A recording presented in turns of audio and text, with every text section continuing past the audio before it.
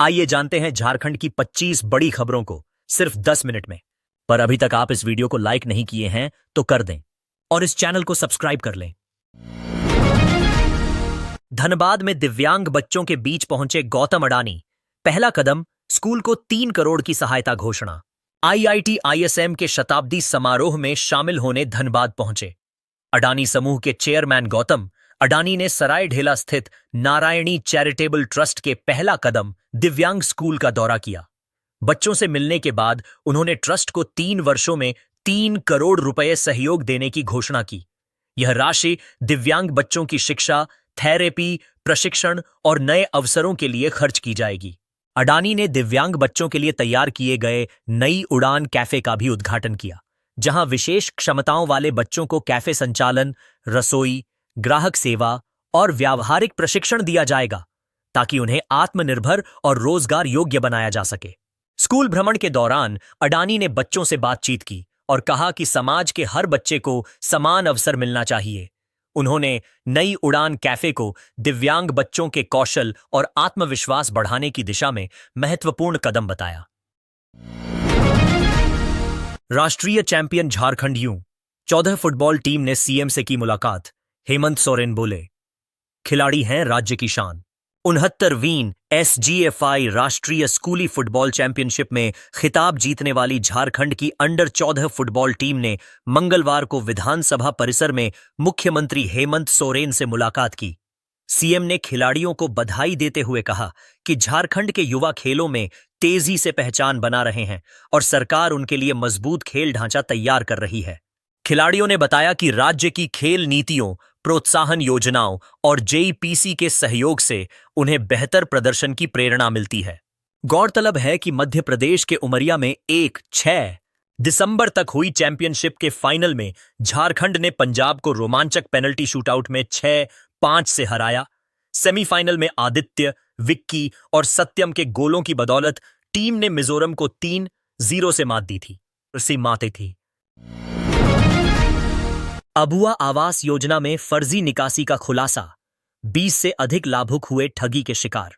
झारखंड की महत्वाकांक्षी अबुआ आवास योजना में बड़ा फर्जीवाड़ा सामने आया है। लातेहार जिले के सदर प्रखंड अंतर्गत बरियातू खालसा और बरियातू जागीर गांव में बिचौलियों ने पंचायत कर्मियों की मिलीभगत से मनरेगा मजदूरी की राशि धोखे से निकाल ली। ग्रामीणों को इस अनियमितता की जानकारी तब हुई जब सामाजिक कार्यकर्ता विजय सिंह और झामुमो नेता श्रीराम सिंह ने ऑनलाइन स्टेटस जांचा। पता चला कि काम शुरू न होने के बावजूद कई लाभुकों के नाम पर मजदूरी की रकम निकाल ली गई है। सिर्फ एक गांव में ही 20 से अधिक आवासों पर मजदूरी की रकम की अवैध निकासी की शिकायत है। सोनी देवी के नाम पर 10,500 रुपए, जबकि ललिता देवी के नाम पर 23,000 रुपए निकालने का मामला सामने आया है। अन्य कई लाभुकों रवीना बीवी, सरिता देवी, सीमा देवी आदि के साथ भी यही धोखाधड़ी मिली है। शिकायत पर प्रखंड विकास पदाधिकारी मनोज तिवारी ने कहा कि मामला गंभीर है और जांच शुरू कर दी गई है। दोषियों पर कार्रवाई की बात कही गई है। अबुआ आवास पर सदन में हंगामा, अधूरे मकानों का मुद्दा उठा। मंत्री बोली, केंद्र पीएम आवास की राशि बढ़ाए। झारखंड विधानसभा में प्रश्नकाल के दौरान भाजपा विधायक शत्रुघ्न महतो ने अबुआ आवास योजना के अधूरे निर्माण का मुद्दा उठाया। उन्होंने कहा कि कई गरीबों ने झोपड़ी तोड़कर निर्माण शुरू किया, लेकिन किस्तें न मिलने से मकान अधूरे रह गए हैं।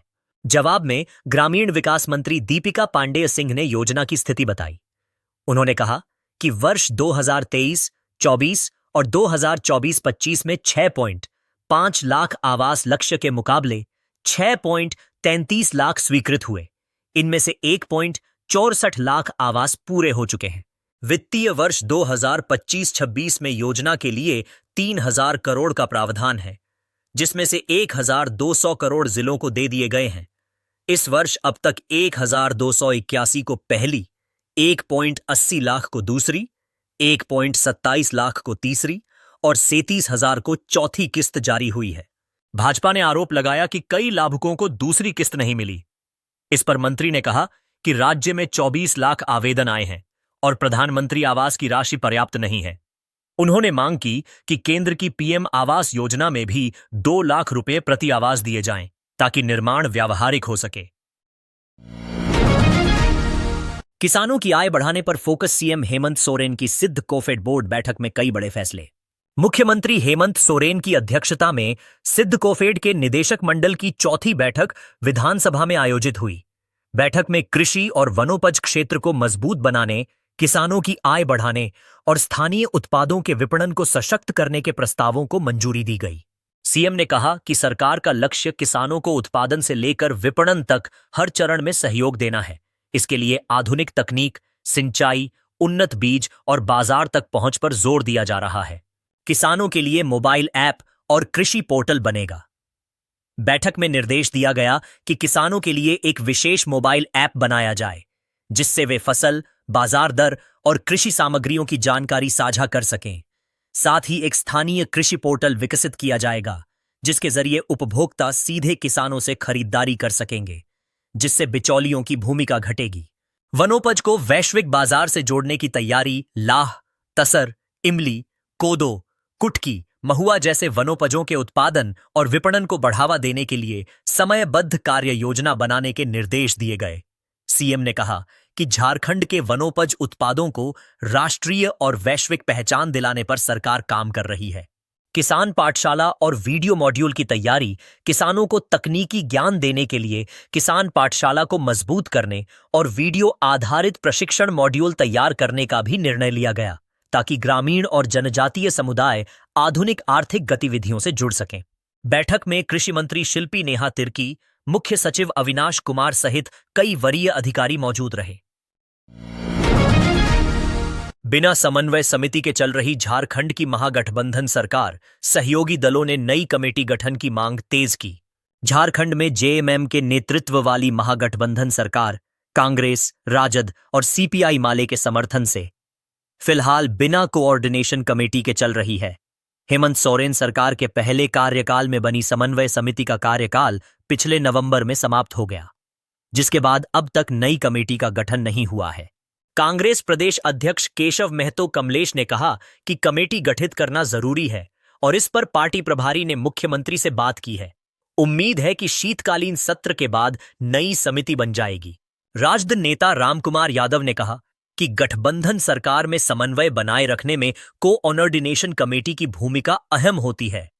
वहीं झामुमो प्रवक्ता मनोज पांडेय ने भी कमेटी को आवश्यक बताते हुए कहा कि गठन का निर्णय मुख्यमंत्री करेंगे। पहली समन्वय समिति 2022 में शिबू सोरेन की अध्यक्षता में बनी थी, लेकिन उसके कार्यकाल में बैठकें बेहद कम हुईं और समिति कोई खास प्रभाव नहीं दिखा सकी। अब राज्य की राजनीति में नजर इस बात पर है कि नई समन्वय समिति कब गठित होती है। विधानसभा से पहले छात्र अधिकार पदयात्रा रोकी गई। जेएलकेएम कार्यकर्ताओं का हंगामा। जेएलकेएम के नेतृत्व में निकाली गई छात्र अधिकार पदयात्रा को मंगलवार को विधानसभा से पहले ही पुलिस ने रोक दिया, जिसके बाद छात्रों और कार्यकर्ताओं ने विरोध जताते हुए हंगामा किया। यह यात्रा देवेंद्र नाथ महतो की अगुवाई में निकली थी, जिसमें बड़ी संख्या में छात्र और युवा शामिल थे। छात्रों का आरोप है कि राज्य में नियुक्ति प्रक्रिया रुकी है, परीक्षाएं समय पर नहीं हो रही और छात्रवृत्ति में अनियमितताएं बढ़ती जा रही हैं। उनका कहना है कि सरकार बार बार आश्वासन देती है, लेकिन जमीन पर कोई समाधान नजर नहीं आता। देवेंद्र नाथ महतो ने कहा कि पदयात्रा का मकसद छात्रों की समस्याएं सीधे सरकार तक पहुंचाना था, लेकिन यात्रा रोके जाने से उनकी आवाज और मजबूत होगी। जेएलकेएम ने चेतावनी दी है कि आने वाले दिनों में बड़े स्तर पर आंदोलन जारी रहेगा। कांग्रेस में बढ़ी अंदरूनी खींचतान। प्रदीप यादव, इरफान अंसारी की सदन में तकरार अब पार्टी फोरम तक। झारखंड विधानसभा के शीतकालीन सत्र में कांग्रेस विधायक दल के नेता डॉक्टर प्रदीप यादव और स्वास्थ्य मंत्री इरफान अंसारी के बीच 2 दिनों से जारी टकराव अब पार्टी स्तर पर मुद्दा बन गया है। सोमवार को हंसड़ीहा स्वास्थ्य केंद्र में चोरी का मामला उठाने के बाद मंगलवार को थैलेसीमिया मरीजों को लेकर स्वास्थ्य विभाग पर प्रदीप यादव के सवालों से दोनों के बीच फिर विवाद बढ़ गया। स्थिति बिगड़ने पर स्पीकर को हस्तक्षेप करना पड़ा। कांग्रेस के मुख्य सचेतक अनूप सिंह ने इस प्रकरण पर नाराजगी जताते हुए कहा कि विधायक दल नेता को पार्टी अनुशासन का पालन करना चाहिए और ऐसे मसले सदन में नहीं उठाने चाहिए। उन्होंने स्पष्ट किया कि मामला पार्टी आलाकमान तक जाएगा, क्योंकि इससे कांग्रेस की छवि प्रभावित हो रही है। सदन के बाद भी दोनों नेताओं के बयान तनाव की ओर इशारा कर रहे थे। प्रदीप यादव ने कहा कि हम वकालत कर सकते हैं, जज नहीं बन सकते, जबकि इरफान अंसारी ने व्यंग्य में कहा कि वे प्रदीप यादव से सीखते रहेंगे। कांग्रेस खेमे में इस बढ़ती खींचतान को लेकर चिंताएं बढ़ गई हैं और माना जा रहा है कि यदि जल्द समाधान नहीं निकला तो विवाद और गहरा सकता है।